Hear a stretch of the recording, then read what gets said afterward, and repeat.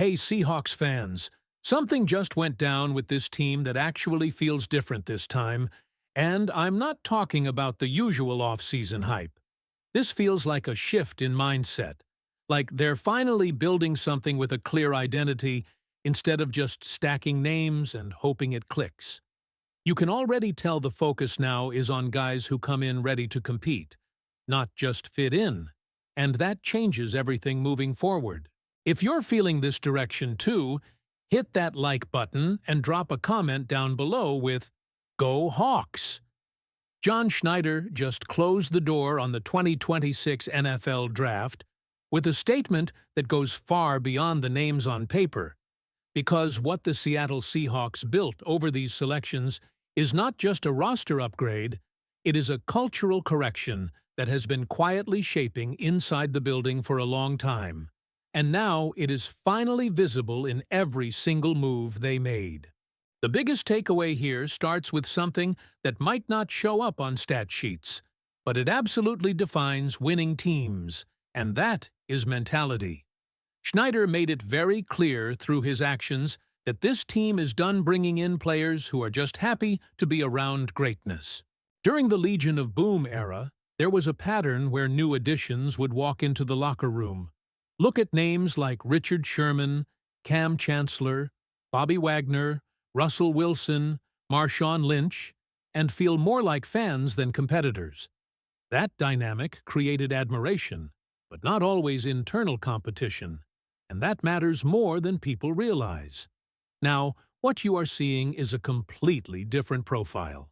Players like Bud Clark and Julian Neal come in with respect, yes, but also with the mindset that they are here to challenge, to compete, and to become the next version of greatness, rather than just coexist with it.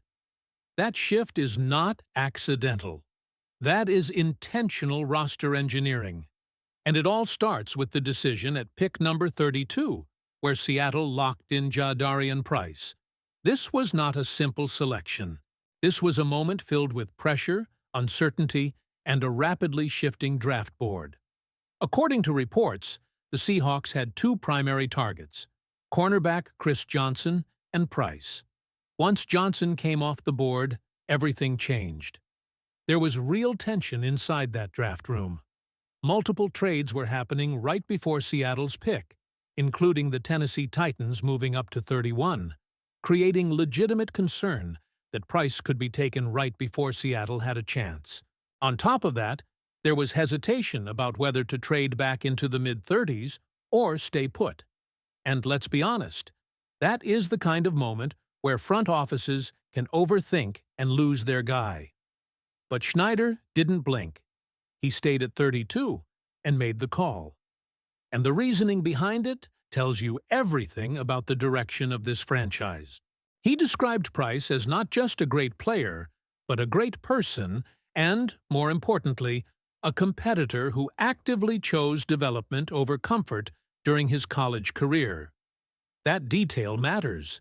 This is a player who stayed in a challenging environment because he believed it would make him better, and that aligns perfectly with what Seattle is trying to build. Then you look at Bud Clark, and the story becomes even clearer. This is not just about replacing production. Even though Clark brings serious turnover ability from his time at TCU, this is about energy, identity, and presence. He is described as someone who elevates everyone around him, the kind of personality that keeps a team locked in even when things get difficult. And early impressions? Already flashing.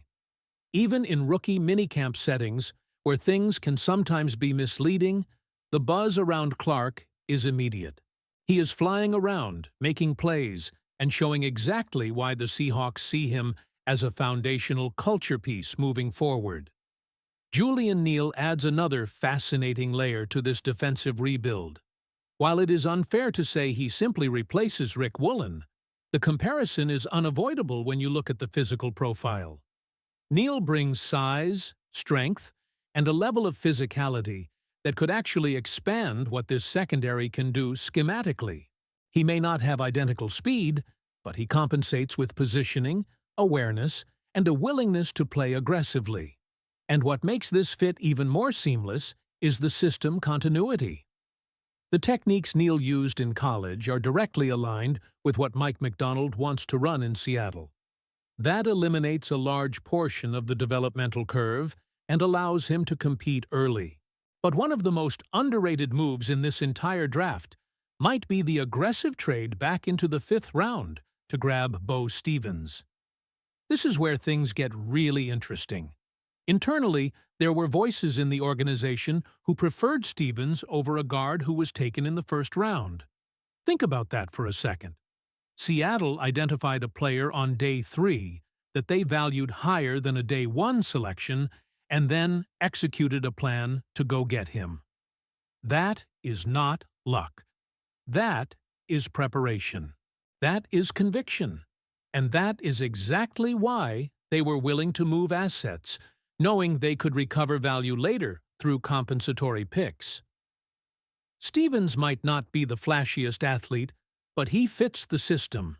In a zone-blocking scheme, his strengths become exactly what this offense needs, and he immediately enters competition to start. That is how you build depth and sustainability at the same time.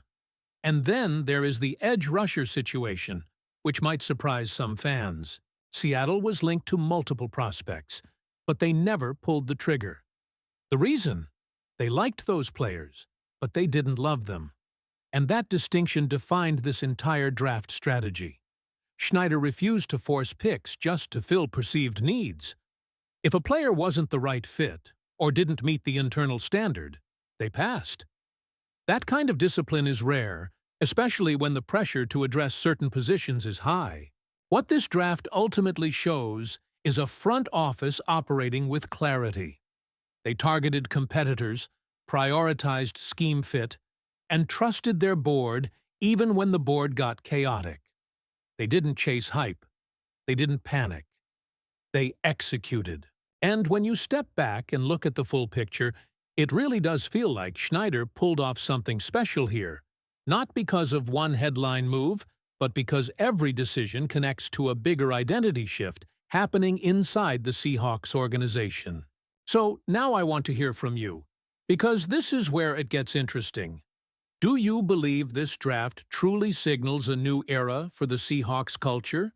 Or do you think it still needs to translate on the field before we can call it a success? And when you continue to connect all these dots, what stands out even more is how calculated every single move was, especially when you revisit the decision-making timeline that led to Bo Stevens becoming a Seahawk, because that doesn't happen unless there's a long-term plan already in motion behind the scenes. This wasn't a reaction during draft weekend. This was something that had been building for months, tied directly to how Seattle approached free agency with patience instead of urgency.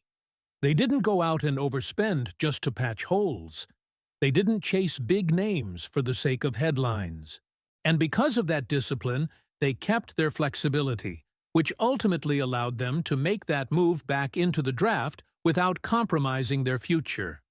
They even accounted for the compensatory pick formula, knowing they could recover what they spent. That's not just smart roster building. That's forward thinking at a level that consistently keeps franchises competitive year after year. Now, take that same mindset and apply it to the edge rusher situation again, because this is where some fans might still feel uneasy. On the surface, passing on that position looks like a gamble. But when you really break it down, it's actually the opposite. It's controlled decision-making. The Seahawks evaluated players like R. Mason Thomas, Derek Moore, and Josiah Stewart, and while they saw value, they didn't see difference-makers worth altering their board. That tells you something important. Seattle believes more in the development of the players they already have, or in opportunities that may still come through free agency, than they did in forcing a draft pick just to check a box.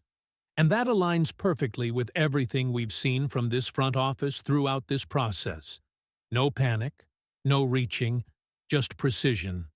And when you layer that philosophy over what Mike Macdonald is building defensively, it becomes even more intriguing.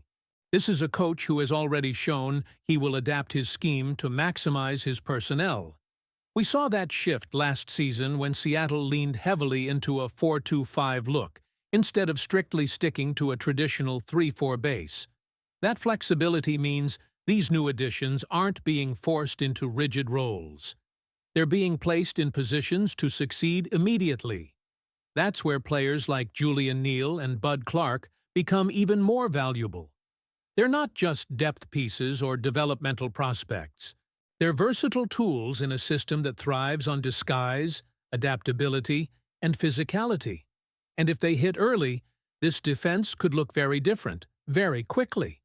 But let's bring it back to the bigger picture, because that's really what this entire draft represents. This was not about winning headlines in April. This was about setting a tone for the next phase of Seahawks football. A tone built on competition, accountability, and intentional roster construction. John Schneider didn't just draft talent, he drafted mindset. He targeted players who don't walk into the building hoping to fit in, but players who walk in expecting to compete, to challenge, and to elevate the standard. And when you combine that with a coaching staff that is willing to evolve and a front office that is clearly operating with alignment, you start to see the foundation of something that could be sustainable, not just exciting in the short term. Now, of course, none of this is guaranteed. Draft classes are ultimately defined by what happens on the field. Development matters, health matters, execution matters. But if you're judging purely on process, on vision, and on how well a team sticks to its identity under pressure, it's hard not to see why there's growing belief that Seattle may have quietly put together one of the most impactful drafts in the league this year. And that's exactly why this conversation is just getting started. Because the real test is coming when these players hit the field, and that culture Schneider is building gets put under real NFL pressure.